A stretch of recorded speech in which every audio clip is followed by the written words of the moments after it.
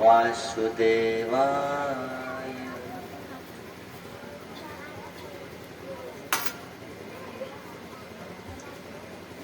सभी बोलेंगे।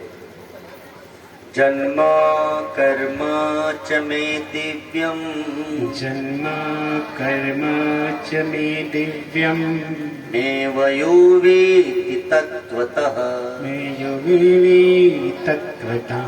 त्यक्त्वां देहं पुनर्जन्म, त्यक्तां देहं पुनर्जन्म, नैति मामेति सुवर्जुन। नेति मामेति सुवर्जुन। भगवान कृष्ण कहते हैं कि आपका हमारा जन्म और कर्म दोनों दिव्य है। ध्यान से समझें। भगवान कृष्ण का जन्म दिव्य है तो आपका हमारा जन्म भी दिव्य है। जन्म कर्म च मे दिव्य।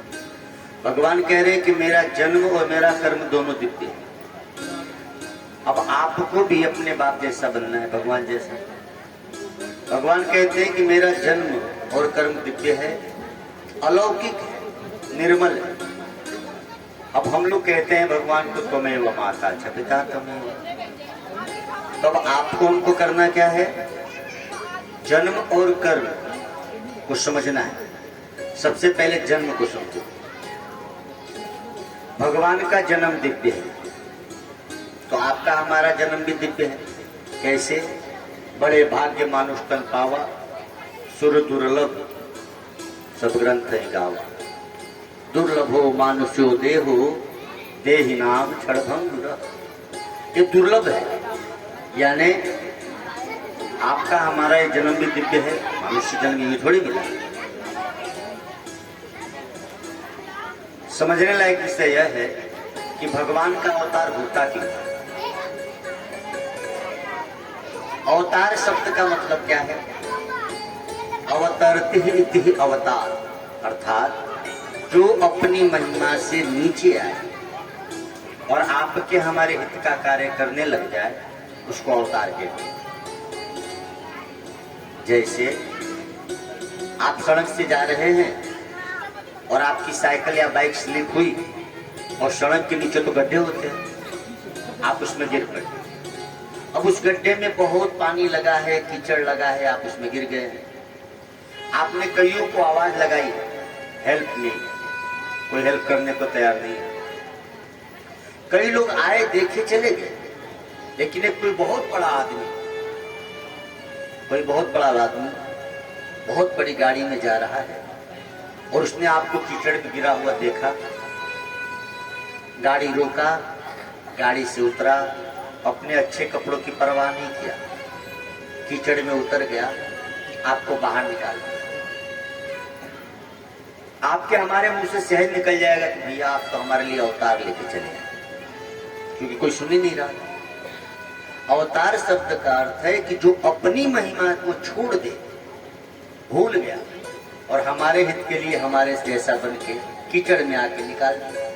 तो भगवान भी तो यही करते हैं। कहाँ तो वैकुंठवासी हैं, कहाँ तो गोलोकवासी हैं और कहाँ तो हमारे आपके लिए अवतार लेते हैं, गाय चराते हैं, माखन चुराते हैं, रास रचाते हैं, कभी युद्ध करते हैं तो कभी युद्ध से भाग जाते हैं। तो इतनी लीलाएं हमारे लिए उसने अपनी मौज छोड़ दी, अपनी महिमा को भुला दिया, इसीलिए उसके आने को अवतार कहते। तो भगवान कह रहे हैं कि जन्म कर्म च मे दिव्य। जन्म दिव्य है हमारा, जैसे भगवान का है। आपको कर्म दिव्य बनाना है, क्योंकि भगवान के कर्म दिव्य हैं और हमारे कर्म गौण है। भगवान के जो भी कर्म है आसक्ति रहित है और हमारे कर्म आसक्ति युक्त होते हैं। बहुत समझने की बात है। भगवान किसी की जान भी लेते हैं तो उसमें उनकी आसक्ति नहीं है, न राग है न द्वेष है। लेकिन हम लोग तो किसी को प्रणाम भी करते हैं तो राग द्वेष को ध्यान में रखते हैं, कुछ फायदा है तो ही करें। भगवान किसी का संग देते हैं तो भी राग और द्वेष से रहित होते हैं, लेकिन हम किसी का संग देते हैं तो उम्मीद रखते हैं कि ये भी हमको देगा। आप तो बेटी और बेटे के ब्याह में किसी को एक लड्डू भी खिला देते हैं सोच के कि इसके बेटे के ब्याह में भी मुझे खिलाया। हम स्वार्थ युक्त हैं और वो स्वार्थ रहित है, बस यही फर्क है। जो कर्म भगवान ने किया वही हम भी तो करते हैं। भगवान कृष्ण ने विवाह किया तो आपने भी किया है। भगवान कृष्ण के मित्र और दुश्मन थे, हमारे आपके भी हैं। फर्क कितना है कि वो मित्रों से और शत्रुओं से दोनों में निज रूप को देखते थे, लेकिन हम नहीं देख पाते। इसीलिए पहले कहा गया कि भगवान को सामने वाले में, लेकिन सामने वाले में भी नहीं देख सकते हो तो भगवान को मंदिर में देखो, मूर्ति में। मूर्ति में भी नहीं देखो तो अच्छा, मूर्ति में भगवान को सभी देख लेते हैं, लेकिन मूर्ति में भगवान को देखेंगे तो उतना लाभ नहीं। क्यों? पत्थर की मूर्ति को हम भगवान मानते हैं, लेकिन कुछ गलती करते हैं तो मूर्ति तो बोलेगी नहीं। इसीलिए पत्थर की मूर्ति से बड़ा गुरु माना गया। क्यों? जब आप कुछ गलत करते हैं तो गुरु डांटेंगे, लेकिन मूर्ति तो नहीं डांटेगी। मंदिर में चप्पल पहन के जाओ, मूर्ति बोलेगी, लेकिन पुजारी जी होंगे तो डांटेंगे, चप्पल बाहर करो। अच्छा, आप पुजारी जी से पूछा जाए कि मंदिर आपका है कि भगवान का है, बताओ। मंदिर तो भगवान का है, भगवान तो कुछ बोले नहीं। बोल कौन रहा है? पुजारी जी। भाई चप्पल बाहर निकाल के ठाकुर जी का मंदिर। कहने का अर्थ यह है कि सृष्टि है तो भगवान की है, तो भगवान सर्वत्र सब में। लेकिन गुरु क्या करते हैं? हमारे अवगुणों पर फटकार लगाते हैं और सद्गुणों का पोषण करते हैं। इसीलिए गुरु ब्रह्मा गुरु विष्णु गुरु देवो महेश्वरा। इसीलिए ऐसा कहा महापुरुषों ने कि तुम गुरु में ही भगवान को देखो। क्यों? जब तुम गुरु में भगवान को देखोगे तो फिर गुरु कहते हैं कि तू भी वही है। ध्यान दो, पहले सब में देखो, सब में नहीं देख पाए तो मूर्ति में भी देखोगे तो उतना लाभ नहीं है, तो गुरु में। और जब गुरु को ही भगवान मानने लगोगे तो गुरु कहेंगे कि बेटा वही तू ही है। हो गया था। आप सबको इतनी ऊंची बात समझ में आई, इसलिए वंदन। क्या बात है, बात समझ गए ना? जो जैसे कल हमने कहा कि अमीर हो या गरीब हो, छोटी जाति का या बड़ी जाति का, वो सोना पहना है तो सोना तो सबका एक ही बराबर है। सोना एक ही तत्व है, उसका भाव एक ही लगेगा। ऐसा नहीं कि सेठ जी है तो इनके सोने का भाव ज्यादा है, वही गांव का बहुत गरीब आदमी तो इसका कम नहीं। सोना ज्यों का त्यों है। ऐसे ही हमारी आपकी शरीर छोटी जाति बड़ी जाति की हो सकती है, स्त्री पुरुष की हो सकती है, बीमार और स्वस्थ हो सकती है, लेकिन हमारे अंदर आत्मा तो ज्यों का त्यों है। वो जितना गुरुदेव में है उतना ही शिष्य देव में भी है। वो ज्यों का, इस बात को जब गुरु लोग कहते हैं तो हम समझ जाते हैं। जब वो श्रेष्ठ जन हमारे कोई बात कहते कि बेटा ये मान, तब हम मानते। और कोई कहे तो हमको विश्वास ही नहीं होता। अच्छा, गुरु के वचन क्यों मानते हैं? क्योंकि गुरु ने उस तत्व का अनुभव कर लिया है। तो आज भगवान वेदव्यास जी हम सबको ये समझाना चाहते हैं कि भगवान का अवतार क्यों है। इस्लाम धर्म में देखो तो अल्लाह ताला के पैगंबर आते हैं, ईसाई धर्म में भगवान के बेटे आते हैं, लेकिन ये सनातन धर्म का भगवान खुद क्यों आता है? भगवान कृष्ण भी चाहे होते तो बलराम भैया को भेजते, वही मार देते कंस को। कृष्ण को आने की जरूरत नहीं थी। हनुमान जी ही रावण जी के लिए बहुत थे। हनुमान जी ने एक मुक्का मारा, रावण मूर्छित हो गए। तो राम जी क्यों आए? राम जी के आने का कारण यह नहीं था कि दुष्टों का संहार करना था, नहीं। उनके आने का कारण यह था कि भक्तों की भक्ति को पुष्ट करना था। अपनी लीलाओं को इसलिए करते हैं कि सोई जस सुगाई भगत भगत रही। भगवान जब लीला करते हैं तो उन्हीं लीला को गा के हम अपने आप को पवित्र बनाते हैं। अब कृष्ण नहीं आए होते तो भागवत होती? क्या सुनाते आप? खाली यही कहते कि भगवान निराकार है, भगवान सर्वशक्तिमान है, भजो भजो। लेकिन अब कथा होने लगी, कृष्ण अवतार हुआ तभी तो, राम जी का अवतार हुआ तो कितनी कथाएं सुनाई जाती है राम जी के बारे में। तो सोई जस सुगाई भगत भगत रही। भगवान के आने का कारण क्या है? कि उन लीलाओं का स्मरण कर करके हमारा हृदय पवित्र हो जाए। और जैसे ही हृदय पवित्र बनता है तो परमात्मा के दर्शन होने लगते हैं। जैसे पानी मटमैला है तो पानी में आपको अपना चेहरा नहीं दिखेगा, लेकिन वह पानी जब स्वच्छ होता है तो उसमें अपना चेहरा दिखाई देता है। तो आपका चेहरा भी था और पानी भी था, लेकिन दिख क्यों नहीं रहा था? क्योंकि पानी के में मैल जमी हुई थी। और जैसे ही मैल धीरे धीरे नीचे बैठ जाती है पानी स्वच्छ होता है तो हमारा चेहरा उसमें नजर आता है। तो आप भी हो और परमात्मा भी है, आपके हृदय में आप भी हो और परमात्मा भी है, लेकिन बीच में क्या है? तो संसार का मटमैल पड़ी हुई है, संसार का कचरा है। तो सत्संग सुनने से, जप करने से, ध्यान करने से ये कचरा निकल जाता है और जीव और शिव एक दूसरे को देख के आनंदित होकर तर जाता है जीव। तो भगवान कृष्ण के आने का कारण समझ में आ गया ना आपको? सोई जसुगाई भगत होते। अब भगवान क्या कह रहे हैं? जन्म कर्म च मे दिव्यम, हे पुत्र, हे जीव, मेरा जन्म दिव्य है और कर्म दिव्य है। तो जन्म तो तुम्हारा भी दिव्य है। क्यों? क्यों? कहा कि हम सनातन अंश है परमात्मा के, और कहा तो नीचे आके हाय हाय करके मरने वाला समझ रहे हैं। तो हम भी तो अपनी महिमा से नीचे आए। तो जन्म हमारा दिव्य है, अवतार है। अब कर्म दिव्य बनाना है तो क्या करोगे? कर्म दिव्य बनाने के लिए खाना बनाना छोड़ दोगे कि खाना खाना छोड़ दोगे? न बनाना छोड़ना है, न खाना छोड़ना है, न खेती करना छोड़ना है, न नौकरी पे जाना छोड़ना है, न मकान न दुकान, करना सब कुछ है। कृष्ण ने मकान छोड़ा था क्या? भगवान भोजन करना छोड़े थे? नहीं। करना सब वही है जो पहले करते हैं, बस इतना करना है कि उसमें अपनापन हटा देना है। करते समय यह ध्यान न रहे कि मैं कर रहा हूं, और करने के बाद यह न हो जाए कि मेरा है या मैंने किया है। ऐसे कैसे होगा? तो जब करते रहो तो यह सोचो कि शरीर एक साधन है।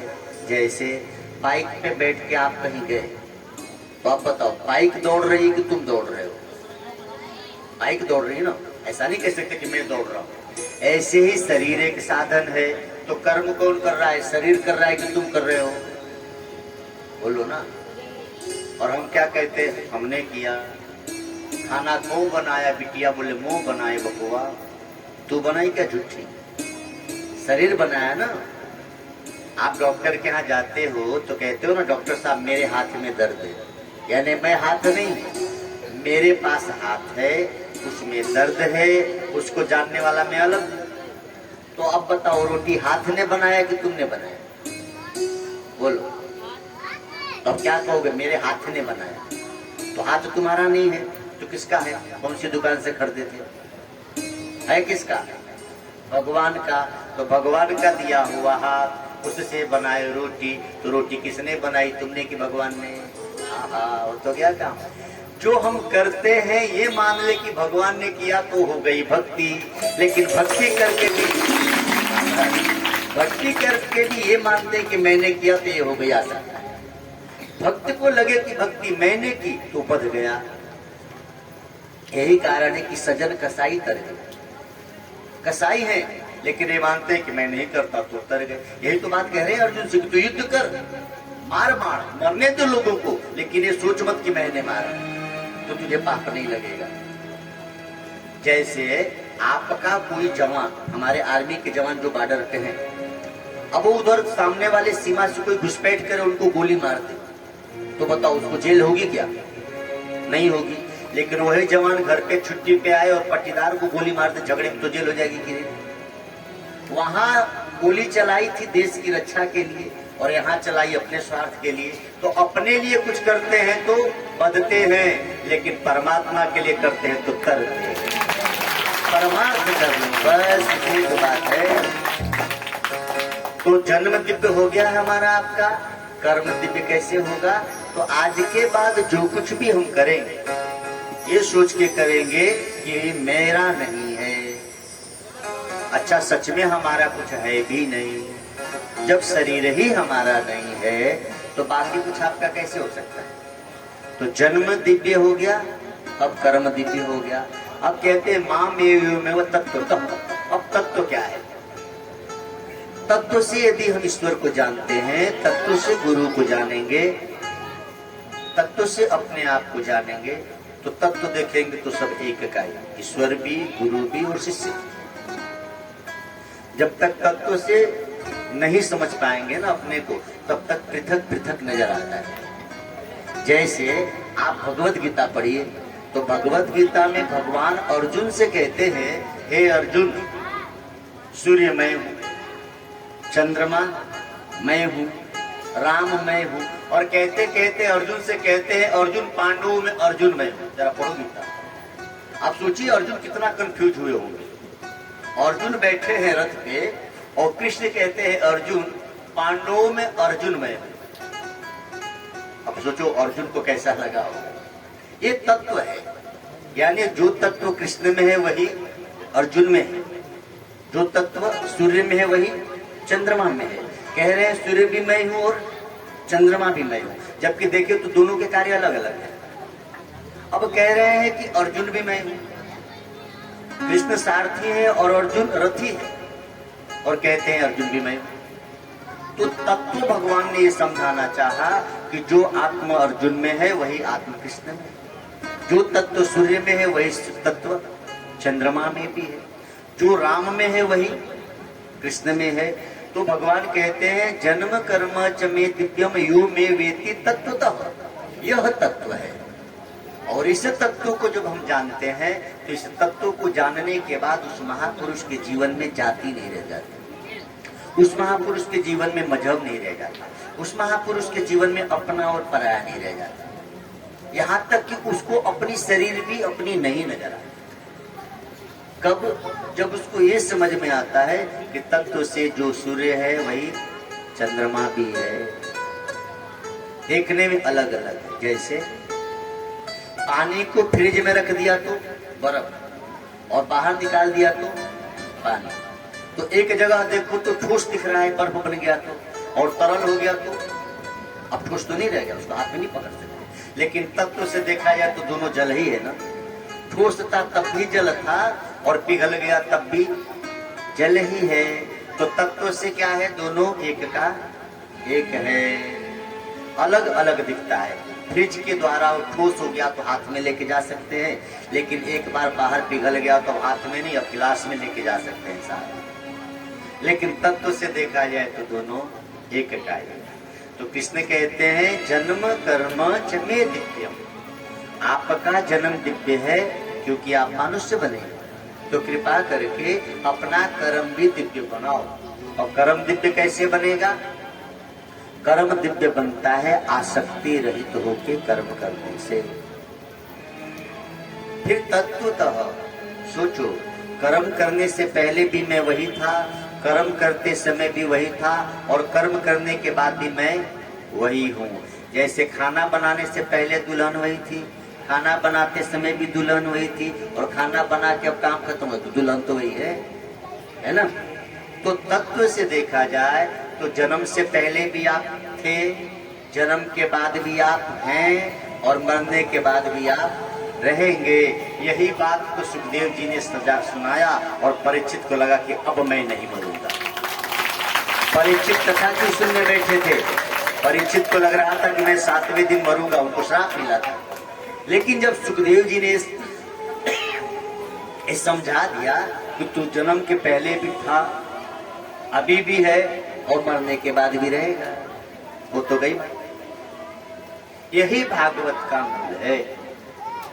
तो जन्म कर्म च मे दिव्यम मे वयो वेति तत्वतः। अब क्या कह रहे हैं? त्यक्त्वाम देहम पुनर्जन्म। इस बात को यदि समझ गए आप, और इस बात को समझकर जब शरीर छूटती है तो त्यक्त्वाम देहम पुनर्जन्म, श्री कृष्ण कहते हैं उसका पुनर्जन्म नहीं होता। जैसे हाई स्कूल में यदि फेल हो गए तो कहाँ पढ़ोगे? फिर हाई स्कूल में पढ़ना पड़ेगा। लेकिन हाई स्कूल में पास हो गए तो फिर हाई स्कूल में पढ़ोगे क्या? हम यदि मरते हैं और फिर जन्म लेते हैं तो उसका कारण यह है कि हम मरते समय फेल हो गए, मरना नहीं आया। एक बार मरना आ जाए तो फिर आपका जन्म नहीं होगा। मरना मरना सब कोई कहे, मरना न जाने कोई, एक बार ऐसा मरो कि फिर मरना नहीं हो। तो हम ठीक से मरना नहीं जानते, इसीलिए बार बार मरना पड़ता है। जैसे हाई स्कूल पास नहीं हुए, इसीलिए बार बार हाई स्कूल में पढ़ना पड़ता है। हाई स्कूल पास हो गए तो फिर हाई स्कूल में थोड़ी पढ़ोगे, 11th में चले जाओ। तो ये दुनिया में मरने का तरीका क्या है? भगवान कहते हैं तत्वतः, आप तत्व को जानकर शरीर छोड़ोगे तो त्यक्त्वाम देहम पुनर्जन्म। अब आपका पुनर्जन्म नहीं होगा, मामेति सो अर्जुन। हे अर्जुन, जो तत्व को समझने के बाद शरीर छोड़ता है, हे अर्जुन जो मुझे तत्व से जान लेता है, उसका पुनर्जन्म नहीं होता, अर्थात वो मुझ में मिल जाता है। अब समझो, तुम्हारे पास एक गिलास जल है, ठीक है, एक गिलास जल, जरा ध्यान देना बेटे बेटियां, एक गिलास जल है, तो बताओ वो जल गर्मी में 1 से 2 दिन में सूख जाएगा कि नहीं? अपने आप सूख जाएगा, पानी न पियो तो भी। लेकिन वह एक गिलास जल ले जाके गंगा जी में डाल दो, अब सूखेगा नहीं। हम अपने को जीव मान बैठे हैं, इसीलिए मरते हैं। इस जीव को एक बार शिव से मिला दो तो अविनाशी हो जाओगे, कभी नहीं मरोगे। इतनी सी बात समझ में है। जीव माने हो तो मर रहे हो, लेकिन जब हम अपने को शिव में मिला देंगे, जैसे एक गिलास पानी 1 से 2 दिन में सूख जाएगा गर्मी में, लेकिन वह एक गिलास पानी गंगा जी में डाल दिए तो सूखेगा। जब चाहो तब गंगा जी से गिलास ले लो, वो थोड़ी कहेंगे कि तेरा पानी सूख गया जा, ऐसा कहेंगे क्या? नहीं। 2 भाई हैं, एक बाप के 2 बेटे। छोटे भाई ने बड़े भाई को 10 रुपया दिया और 2 दिन बाद मांगे तो कहेगा न दे, खर्चा हो गई, खर्च कर दिया भाई, कहां से देगा, कमा तो नहीं रहा है। लेकिन बेटा यदि बाप को 10 रुपया दिया हो तो 20 दिन भी बाद मांगे तो पापा को देना पड़ेगा, है कि नहीं? तो हम संसार में जी मर रहे हैं, इसलिए हमको मरना पड़ता है। एक बार ईश्वर को शौक दो तो जब चाहो तब जीवन मिलेगा और मरना भी नहीं पड़ेगा। ये महापुरुष अपने को जैसे माता सती मरत हरिसन बरु मांगा, जन्म जन्म शिव पद अनुरागा। माता सती शरीर को छोड़ते समय भगवान से प्रार्थना करके शरीर को छोड़ी तो मन चाहा स्थान मिला, हिमालय की चेटी बनकर आई। यानी महापुरुष भी अपना शरीर जब छोड़ते हैं तो ईश्वर को याद करते करते छोड़ते हैं, तो जब चाहे जहाँ अवतार ले लेते हैं। हम लोग इसको याद करते करते नहीं छोड़ते तो जहाँ रह जाता है वहां जाना पड़ता है। फिर कुकर सुकर उठ खर बड़ पशुअन में चार। आपको शायद पता नहीं है, मनुष्य जन्म पाने के बाद यदि आप अच्छे कर्म नहीं किए, भगवत नाम जप नहीं किए, गुरु मंत्र नहीं लिए, आप सत्संग नहीं सुने, तो मनुष्य मरने के बाद क्या बनता है पता है? या तो कुत्ता, या तो गधा, या तो सुअर, या तो ऊंट। ये डिवोशन की पहली पोस्टिंग है। मनुष्य हम हैं, अभी बड़ा अच्छा लग रहा है ना, लेकिन सावधान नहीं रहे तो कुकर सुकर ऊंट खर बड़ पशुअन में चार। तो सावधानी बरते, सावधानी नहीं बरतेंगे तो वो सड़क वाले लिखते हैं सावधानी हटी तो, है ना? तो सावधान रहना सीखो। ओम नमो भगवते वासुदेवा। निधि नैनों के तुम पिया मेरे, नैनों में तुम्हें बसा। निधि नैनों की तुम पिया मेरे, नैनों में तुम्हें बसा। निधि नैनों के तुम पिया मेरे, नैनों में तुम्हें बसा। निधि नैनों की तुम पिया मेरे, नैनों में तुम्हें बसा। निधि नैनों के तुम पिया मेरे, नैनों में तुम्हें बसा। निधि नैनों की तुम पिया मेरे, नैनों में तुम्हें बसा। श्वासों के तुम सखा मेरे, दिल में मैं तुम्हें छुपाऊं। श्वासों के तुम सखा मेरे, दिल में मैं तुम्हें छुपाऊं। निधि नैनों के तुम पिया मेरे, नैनों में तुम्हें बसाऊं। निधि नैनों के तुम पिया मेरे, नैनों में तुम्हें बसाऊं। हे गुरुदेव, हे गोविंद, आप ही हमारे खजाना। नैनों में गुरु और गोविंद आ जाते हैं तो आंखों से संसार की वासना हट जाती है। दिल में आते हैं तो दिल में भी संसार की वासना मिट जाती है, वासना बढ़ जाती है। आंखों के द्वारा ही संसार हृदय में आता है, इसीलिए हमने सोचा कि भजन के माध्यम से पहले आंखों में बसा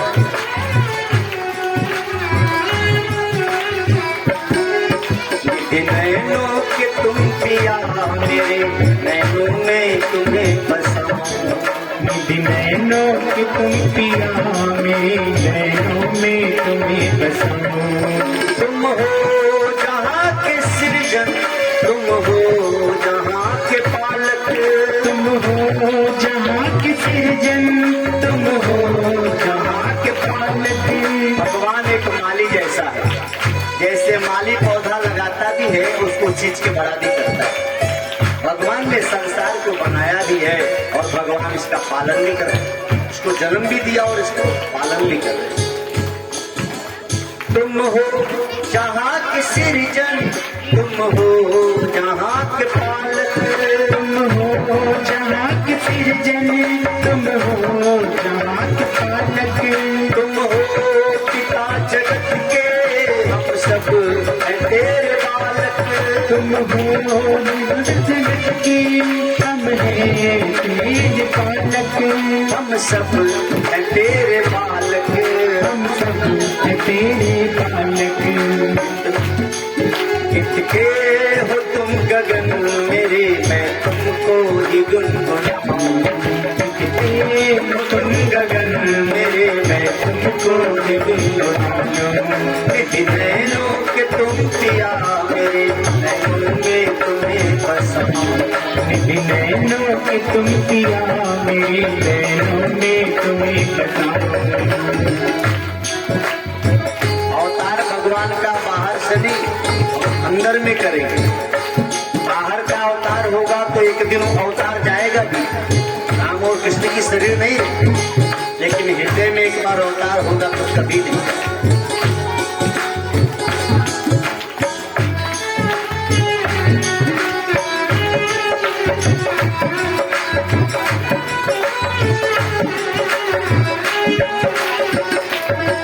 मोहन मूरत हो मन के, प्रीति करूं मैं तुमसे।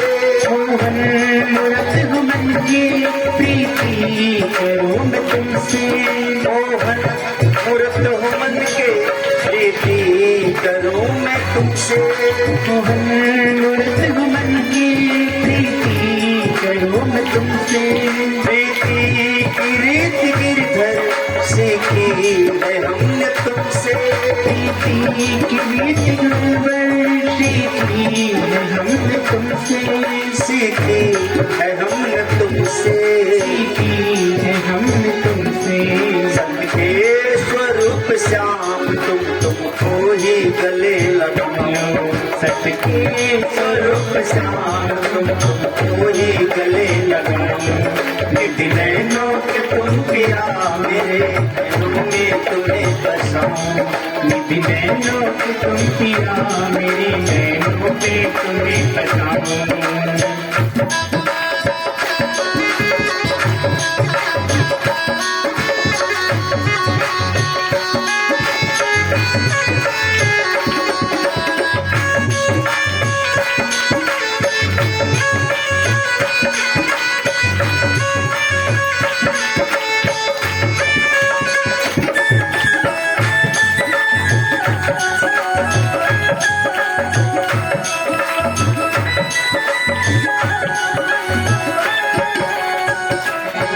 मैं अंशिका हूँ तेरी, मुझे अंश में मिला लो। मैं अंशिका हूँ तेरी, मुझे अंश में बसा लो। तू आकाश में धरा हूँ, अपना मुझे बना लो। आकाश में धरा हूँ, अपना मुझे बना लो। अपना मुझे बना लो। अपना मुझे बना लो। प्यारे जगत के प्यार तुम तेरे प्यार में खो जाओ। प्यारे जगत के प्यार तुम तेरे प्यार में खो जाओ। निधि नैनों के तुम पिया मेरे नैनों में तुम्हें बसाऊं। निधि नैनों के तुम पिया मेरे नैनों में तुम्हें बसाऊं। नैनों में तुम्हें बसाऊं। भगवान क्या है पता है? भगवान एक दुल्हन है। बताएं ध्यान से सुनना, जो दुल्हन घूंघट में है उसको प्रणाम, आप साक्षात भगवान हैं। पता नहीं कुछ लोगों ने हमारी बहनों को सिखा दिया कि घूंघट में रहना गंवारपना है, लेकिन वेद और शास्त्र कहते हैं कि जो घूंघट में है वो साक्षात भगवान है। अब कैसे समझ लो, दुल्हन घूंघट में होती है तो दुल्हन सबको देखती है, लेकिन हम दुल्हन को नहीं देख पाते। भगवान भी हमको देखते हैं, हम कहां भगवान को देख पाते हैं। अब ध्यान से समझो, दुल्हन भगवान कैसे है? दुल्हन घूंघट में है, देख रही है ससुर जी आए कि जेठ जी आए कि कोई गांव का आया, लेकिन हम दुल्हन को देख पाते हैं? भगवान हमको देखते हैं, हम भगवान को देख पाते हैं? नहीं। अच्छा, दुल्हन को देखना है तो क्या करना होता है? दुल्हन को देखने के लिए थोड़ी सी मुंह दिखाई, दक्षिणा लीजिए, दुल्हन के घर जाइए, उसकी ननद से या उसकी जेठानी से, है ना, या उसकी सासू से कहिए कि भैया दुल्हन दिखा दो। ये तो होता है। फिर वो क्या कर